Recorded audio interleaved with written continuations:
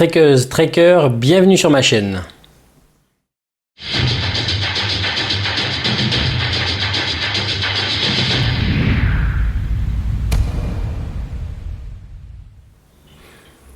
Trekkeuses, trekkers, bienvenue sur ma chaîne. Tout d'abord, n'hésitez pas à vous abonner.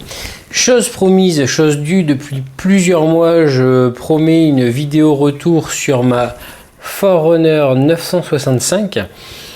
Eh bien, c'est pour aujourd'hui. Alors, j'ai partagé déjà il y a quelques mois une courte vidéo de présentation de cette fabuleuse montre que vous pouvez retrouver évidemment sur ma chaîne. Et je voulais en faire un petit retour. C'est un retour qu'on m'a aussi beaucoup demandé. C'est quelque chose qui intéresse beaucoup de randonneurs. Alors, il faut savoir, j'ai une utilisation très particulière de cette montre. En fait, je dois n'en utiliser que 2%. Alors vous allez déjà me dire, ça sert à rien d'avoir acheté une montre pareille pour l'utiliser qu'à 2%. En fait, moi, ce qui m'intéresse dans cette montre, c'est la randonnée, la cartographie, l'écran et les séances d'entraînement pour préparer les treks. Voilà. Le reste, effectivement, je ne m'en sers pas. Je ne fais pas de bateau, je ne fais pas de plongée sous-marine, je ne fais pas de planche à voile, je ne fais pas de natation ou très peu. Je fais pas d'escalade, je ne fais pas de VTT avec ma montre. En tout cas, j'en fais, mais j'utilise pas la montre à ce moment-là. Enfin bref, effectivement, je ne sais même pas combien il y a de sports programmés là-dedans, mais c'est phénoménal. Et effectivement, je n'en utilise quasiment pas. Alors, le problème, c'est que ce qui m'intéresse dans cette montre, c'est la cartographie ultra performante, l'écran ultra performant, et ça, on ne le retrouve que sur cette montre, ou quasiment, en tout cas sur des montres équivalentes. S'il y avait eu exactement ça qu'avec de la randonnée et de la course, mais j'aurais acheté celle-là en fait de compte. Si on pouvait m'enlever tout ce qui ne me sert pas, pourquoi pas. Malheureusement, cette montre n'existe pas, en tout cas pas à ma connaissance. Je ne sais pas pourquoi d'ailleurs, mais en tout cas, je ne suis pas dans le secret des dieux, je ne suis pas fabricant de montres. En tout cas, voilà, mon choix s'est porté sur celle-ci. Alors déjà, donc, elle est ultra polyvalente. Hein. Si vous voulez faire d'autres sports, vous pouvez y aller tranquillement. Il y aura forcément votre sport dedans. Je ne sais pas s'il en manque un, mais en tout cas, j'ai pas trouvé. L'ergonomie est très travaillée. Alors effectivement, elle m'a fait un peu peur. Contrairement à certaines montres, et j'en avais un peu parlé dans une ancienne vidéo, d'autres marques, la Garmin, les menus sont assez... il y en a partout. Et, il y a 5 boutons, ça me paraît c'est beaucoup, c'est toujours beaucoup en fin de compte, hein. Je pense qu'on peut se passer d'un ou deux boutons. Mais bon, au final on s'y fait, vraiment, je suis un peu revenu sur ce que j'ai dit. On peut très très bien s'y faire, on s'y retrouve, c'est pas non plus, c'est quand même très bien ordonné. Et les mises à jour successives améliorent en plus les menus et l'ergonomie générale, donc ce qui est plutôt positif. Et des mises à jour, il y en a régulièrement. Ensuite, nous avons le poids. Le poids, cette montre est, me semble-t-il, extrêmement légère. Le bracelet est incroyable aussi. C'est vraiment par rapport à d'autres montres que j'ai pu tester, la Suunto, la Amazfit, etc. Vraiment, ce bracelet-là est très très sympa. Alors vous allez me dire, encore heureux vu le tarif. Oui, effectivement, mais je trouve que celui-ci vaut vraiment le coup. Il est très très agréable et ça se passe très très bien. L'autonomie, ça c'était aussi un des critères, si ce n'est peut-être le critère. Je voulais partir une semaine sans pouvoir recharger. Je vous garantis qu'on peut le faire. Quand je la recharge, en fait le seul problème, c'est d'oublier de la recharger au quotidien. C'est-à-dire qu'elle a une batterie tellement énorme au quotidien quand je fais ou rien, enfin quand je vais juste travailler et quand je fais mes 2-3 entraînements dans la semaine, je n'ai pas besoin de la recharger. En fait, des fois, j'oublie au bout d'un mois. Je me dis, au fait, on en est où? Et je vois 6% de batterie. Alors, je ne m'inquiète pas, 6%, je peux tenir encore plusieurs jours. Elle est vraiment fabuleuse à ce niveau-là. L'autonomie est assez incroyable. Je pense qu'on doit taper les 40 jours en autonomie normale en tant que montre, en fait. Effectivement, sur un trek de longue durée, comme dans les Dolomites, hein, je vous invite à aller regarder les vidéos sur les Dolomites. J'ai fait 4 jours et demi, je crois, sans la recharger. Et j'avais encore de la batterie, j'aurais pu tenir un peu plus. En fait, comme j'ai changé ma batterie externe, j'ai pris une batterie beaucoup plus légère que celle que j'embarquais avant. Donc elle a moins de capacité de recharge, donc je voulais absolument que la montre ait une autonomie record, et c'est le cas, elle a une autonomie record. C'est vraiment assez bluffant. Même la Amazfit, que je n'ai pas beaucoup sollicité au niveau batterie, elle tenait largement moins que ça, et là-dedans vous avez vraiment... un coach sportif intégré, c'est vraiment du délire. J'ai jamais vu une montre pareille, les gars, ils ont fait un boulot de fou. Franchement, c'est très très très impressionnant. Ce qui m'a vraiment plu là-dedans, alors moi je voulais cet écran AMOLED qui est vraiment fabuleux. La nuit, le jour, aucun problème, je vois très très bien, en plein soleil je vois très très bien, dans la pénombre je vois excessivement bien aussi. Voilà, ça c'est quelque chose que je voulais. L'écran n'est pas saphir. Je l'ai toujours pas rayé, voilà, je passe un coup de la main dessus, un petit coup de t-shirt, l'écran est parfaitement propre, c'est vraiment top. Il est bien couplé avec mon téléphone aussi, dans la journée je reçois mes textos, voilà, c'est une montre tout à fait moderne et presque standard, j'allais dire, dans ce qui se fait aujourd'hui. En fait, il y a deux petites choses qui m'intéressaient. C'était pouvoir m'entraîner avec. Alors là, j'ai appris d'ailleurs à m'en servir. Elle a des fonctions vraiment géniales.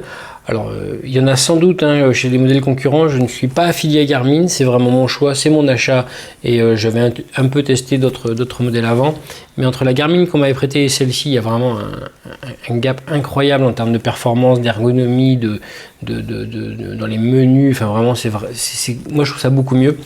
Et moi, ce qui m'a beaucoup plu, c'est j'ai découvert plein de fonctions que j'ignorais, dont j'ignorais complètement l'existence.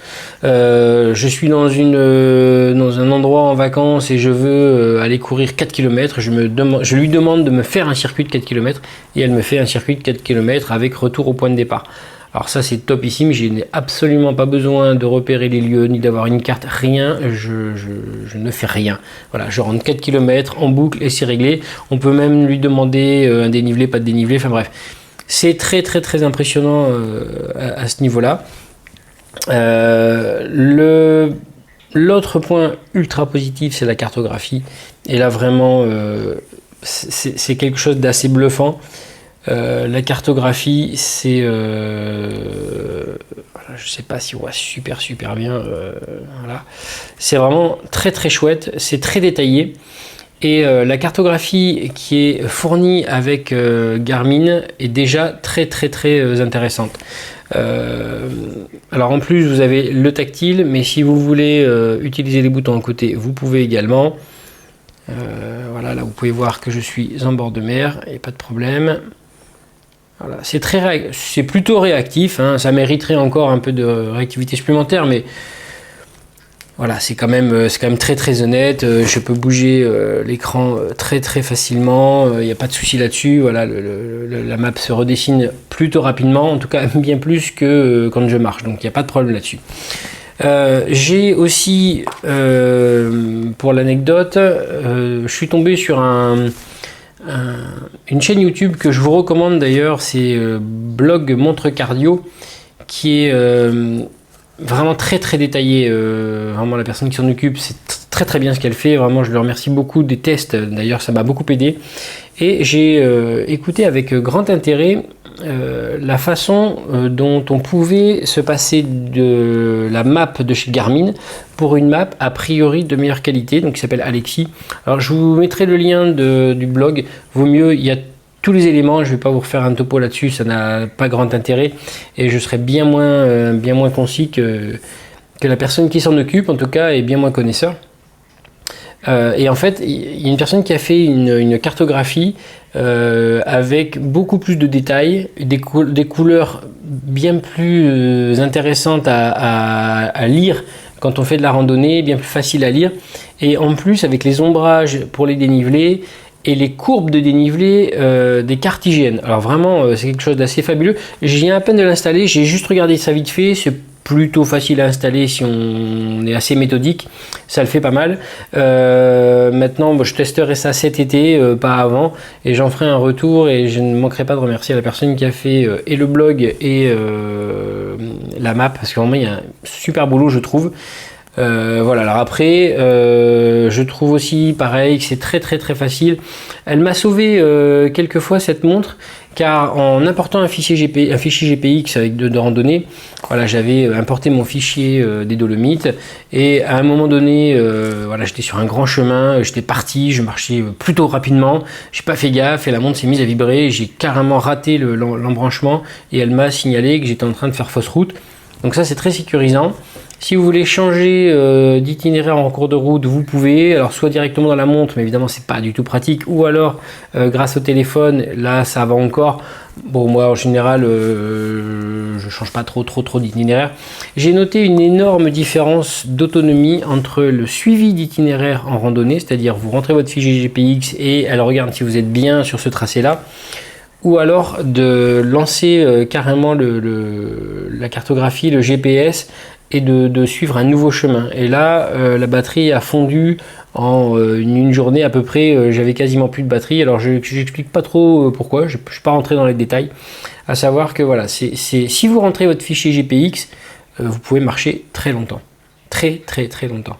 Voilà, vous avez tous les exercices, fitness, etc. Enfin, vraiment, j'en ai voilà, vélo salle, âge en eau libre, le triathlon.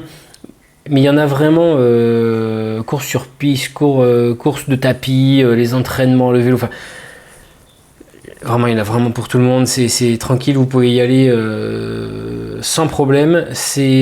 Tout est très bien traduit en français.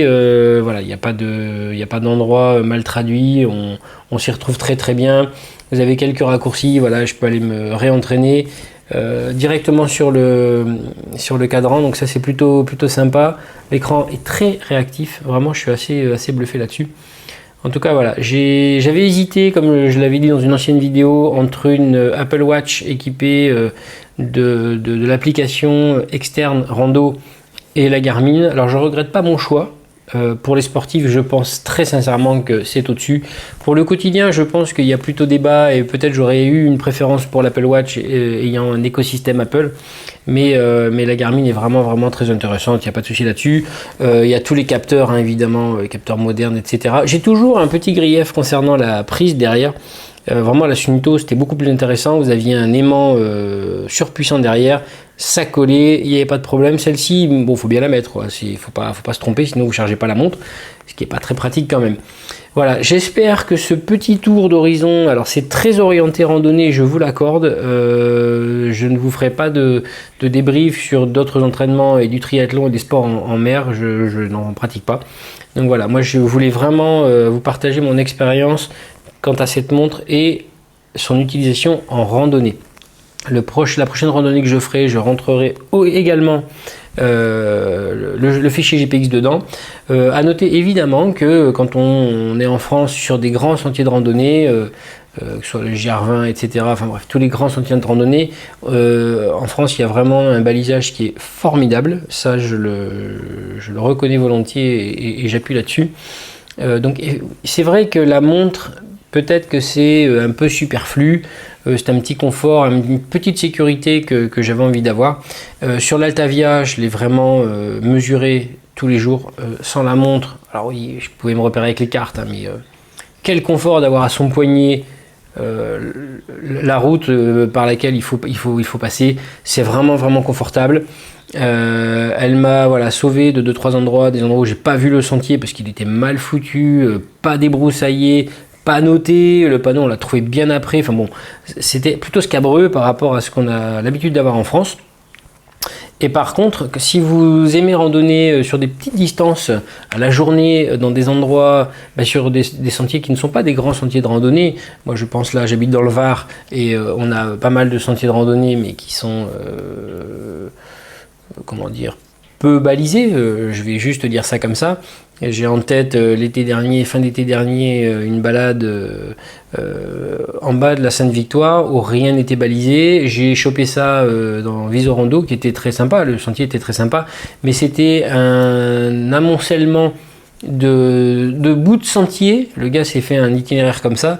Si j'avais pas eu la montre, jamais je n'aurais retrouvé le sentier, et même avec les cartes c'était compliqué. J'ai regardé les cartes en revenant, je n'y comprenais rien, et en apportant le fichier GPX, voilà, j'ai même aider deux pauvres dames qui étaient complètement à la ramasse dans le sentier. Elles étaient venues sans préparation, sans eau, il faisait 40 degrés, c'était l'enfer. Voilà, ça aide vraiment. Les petits sentiers sont pas super, ils sont pas balisés du tout d'ailleurs. Il y a très peu d'indications et ça nous aide vraiment beaucoup quand on fait un peu de préparation avant d'aller randonner, faire un grand sentier. Quand on va juste randonner dans les petites montagnes locales, ça nous aide vraiment beaucoup. Voilà, j'espère avoir été plutôt efficace dans mon explication. Si vous avez des questions, n'hésitez pas à me les poser dans les commentaires en bas. Si vous voulez que je refasse un jour un topo un peu plus précis, je pourrais le faire aussi. J'ai pas grand chose à vous dire de plus là-dessus aujourd'hui. Voilà, c'est une montre que j'ai vraiment aimée, que j'aime porter tous les jours. Je la porte quasiment tous les jours. C'est très pratique, elle est très sympa, elle est légère, elle est sport, elle est plutôt élégante pour une montre de sport d'ailleurs. J'en ai pas parlé, mais elle est pas moche du tout. Je l'ai pris jaune pour que ça pète un peu, voilà, c'est juste ça, mais vous pouvez avoir un bracelet noir très standard. Moi j'ai pas trop envie d'avoir encore du noir. Voilà, mais mon utilisation première, c'est de la course à pied pour m'entraîner et du trek l'été. Voilà, donc c'est pour ça qu'elle est très bien. Je pense que cet été, je me passerai peut-être même carrément de carte pour aller dans ma prochaine destination. Ma prochaine destination dont je vous partagerai évidemment toutes les informations dans quelques temps, bien entendu. Sur ce, n'hésitez pas à vous abonner. J'espère que cette vidéo vous aura été utile. N'hésitez pas encore une fois à partager dans les commentaires, à me poser des questions si vous avez des questions. Je vous dis à très bientôt pour une prochaine vidéo.